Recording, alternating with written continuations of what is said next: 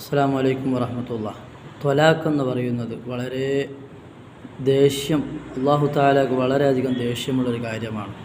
അങ്ങേ അറ്റം എത്തുമ്പോൾ ഒരു നിവൃത്തിയും ഇല്ലെങ്കിൽ ചെയ്യേണ്ട ഒരു രീതി മാത്രമാണ്. അതുകൊണ്ട് തന്നെ ത്വലാഖിൻ്റെ വാചകങ്ങൾ നമ്മുടെ വായിൽ നിന്ന് വരാതെ ശ്രദ്ധിക്കണം.